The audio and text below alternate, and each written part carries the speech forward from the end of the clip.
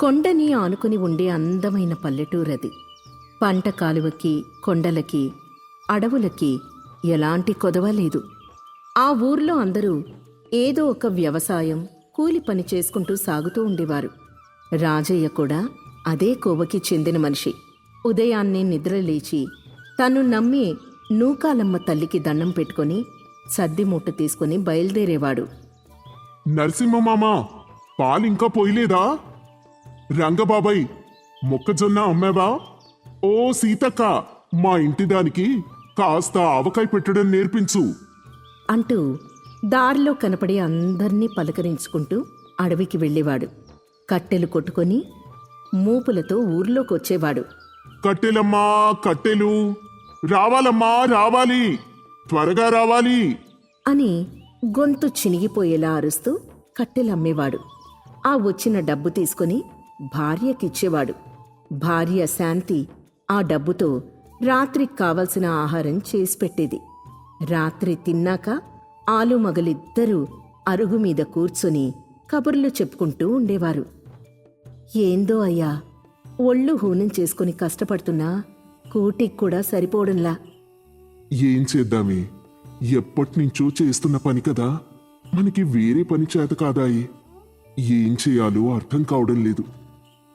బాధపడకు మామా, ఏదో ఒకరోజు అదృష్టం నీకు కలిసొస్తుంది అనుకుని ఇద్దరూ ఒకరికొకరు సర్ది చెప్పుకునేవారు.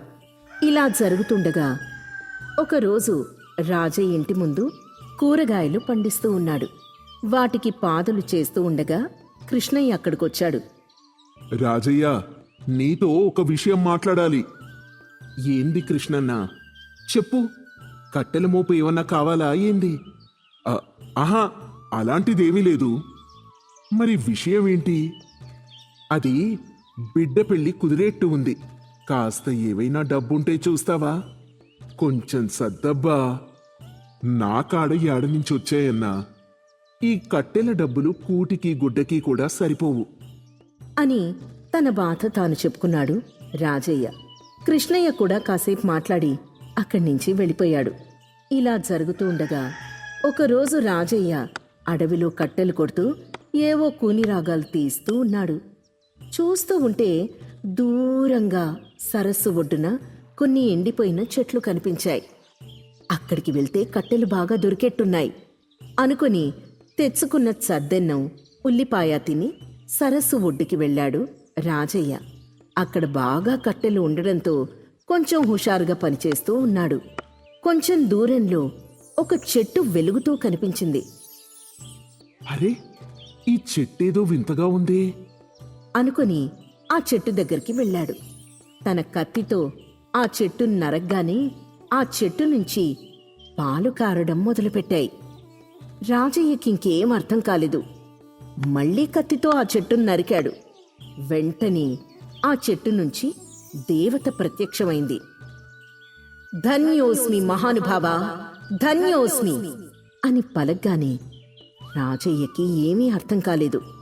తెలియకుండానే చేతులెత్తి దేవతకి మొక్కాడు. భయపడకు మానవా, భయపడకు.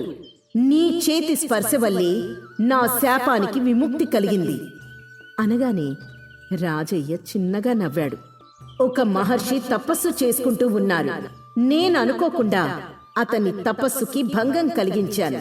అందుకే ఇలా శాపానికి బలై ఎండిన చెట్టునయ్యాను. నీ వల్లే శాప విముక్తి పొందాను అంటూ జరిగిందంతా చెప్పింది. ప్రమాదం ఏమీ లేదని గ్రహించిన రాజయ్య నవ్వుతూ ఉన్నాడు. నాకు శాప విముక్తి కలిగించినందుకు ధన్యవాదాలు. ఇందుకు ప్రతిఫలంగా నీకు 3 వరాలు ఇస్తున్నాను మానవా, కోరుకో అని చెప్పింది. అనుకోని అదృష్టం కళ్ల ముందు ఉండడంతో రాజయ్యకి ఏమీ అర్థం కాలేదు. కోరుకో మానవా.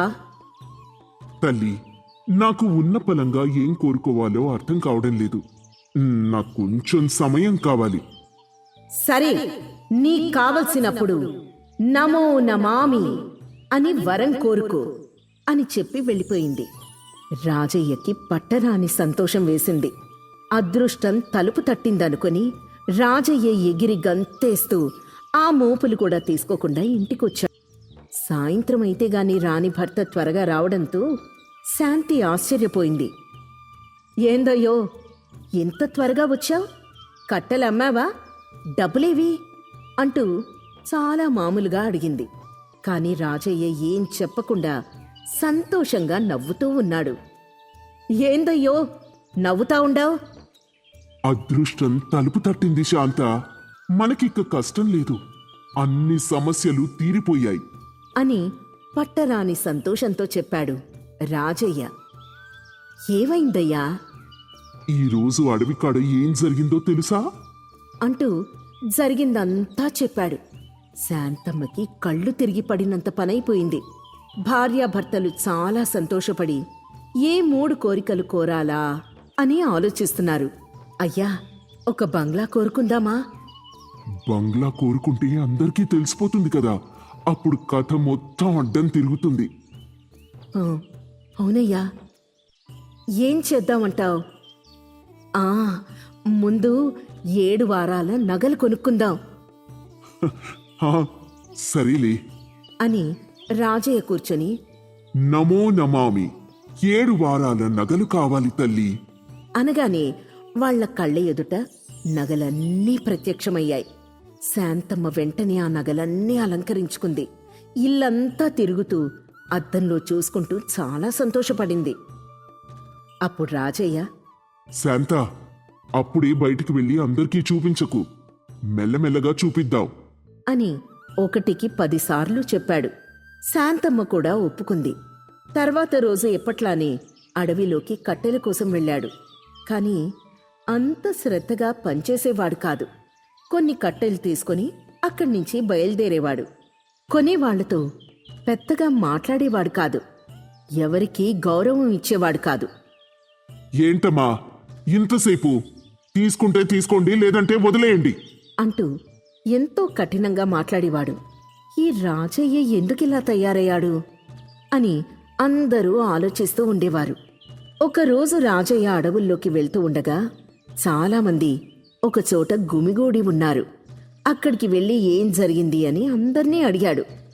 ఎవరో పిల్లాడు తాటి చెట్టు మీద నుంచి కింద పట్టంతో కాలు విరిగింది అని తెలిసింది. అయ్యయ్యో, కాలు విరిగిందా? ఆచార్య దగ్గరికి వెళ్ళి కాలు కట్టు కట్టించండి అంటూ జాగ్రత్తలు చెప్పి అక్కడి నుంచి వెళ్ళిపోయాడు. తర్వాత ఎప్పట్లానే తన పని తను చేసుకున్నాడు. ఇంకో రోజు భార్యాభర్తలిద్దరూ కూర్చొని 2వ వరం అడగడానికి సిద్ధమయ్యారు. ఏమడుగుదామయ్యా ఆ, బియ్యం బస్తాలు అడుగుదామా అన్నాడు రాజయ్య. కూటికి ఇబ్బంది లేకుండా ఉంటుంది. ఎన్నడుగుదాం? ఇంటి నిండా బియ్యం బస్తాలు కావాలని అడుగుదాం. ఇంటి నిండా బియ్యం బస్తాలుంటే మనం యాడుంటామే? అందులోన ఇన్నున్నాయి అంటే మనమేదో తప్పు చేశామని అందరూ అనుకుంటారు. మరేం చేద్దామంటావు మావా? కావాలంటే ఓ 4 బస్తాలు అడుగుదాం.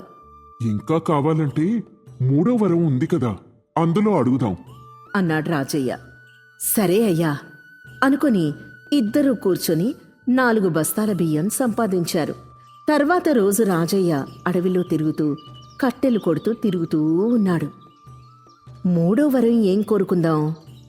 ఇంటి నిండా వజ్రాలు కోరుకుందామా, డబ్బు కోరుకుందామా అని ఆలోచిస్తూ కట్టెలు కొడుతూ ఉన్నాడు. ఆ ఏమరపాట్లో రాజయ్య సరస్సులో పడిపోయాడు. కాపాడండి, కాపాడండి అంటూ ఆ అడవిలో పెద్దగా అరిచాడు. కాని ఎవ్వరూ రాలేదు. దాంతో రాజయ్యకి 3వ వరం గుర్తొచ్చింది. నమో నమామి, నన్ను కాపాడమ్మా అని ఏడుస్తూ అడిగాడు. దాంతో అదృష్టదేవత ప్రత్యక్షమైంది. రాజయ్యని కాపాడి ఒడ్డు మీదకి తీసుకొచ్చింది. అమ్మా తల్లి, ధన్యవాదాలు అని చెప్పి ఊపిరి పీల్చుకున్నాడు. కొంచెం నిదానించు నాయనా, నువ్వు బాగానే ఉన్నావు. అమ్మా, ఆ వరం లేకపోతే ఈ రోజు నా పరిస్థితి తలుచుకుంటే అమ్మో. మరి ఆ పరిస్థితి కాలు విరిగిన కుర్రాడికి లేదు అంటావా? అనగానే ఏం మాట్లాడకుండా రాజయ్య చూస్తూ ఉన్నాడు. కూతురి పెళ్లి కోసం వచ్చిన ఆ తండ్రి పరిస్థితి కూడా ఇంతే కదా అని చెప్పింది. దాంతో రాజయ్యకి తను చేసిన తప్పేంటో తెలిసిపోయింది. మనకి అవసరమైన దానికన్నా ఎక్కువ ఉంది అంటే దాని అర్థం లేని వాళ్ళకి మన ద్వారా ఇవ్వాలి అని చెప్పి అదృష్ట దేవత అదృశ్యమైపోయింది. రాజయ్య అలా నడుచుకుంటూ ఇంటికొచ్చాడు. జరిగిందంతా శాంతికి చెప్పాడు. కష్టం చేసే ఓపిక, ప్రేమించే మనిషి, సాయం చేసే బంధువులు, వీటికి మించిన వరం ఇంకేముంటుంది? మనకది చాలు అని చెప్పి భార్యని ఒప్పించాడు. ఆ బంగారం అంతా అమ్మి కృష్ణయ్యకి కొంచెం ఇచ్చాడు. అలానే కాలు విరిగిన కుర్రాడికి కూడా ఇచ్చాడు. ఎప్పట్లాని రాజయ్య ఎక్కువ కష్టపడుతూ అందరితో గౌరవంగా ఉంటూ సంతోషంగా బతుకుతున్నాడు.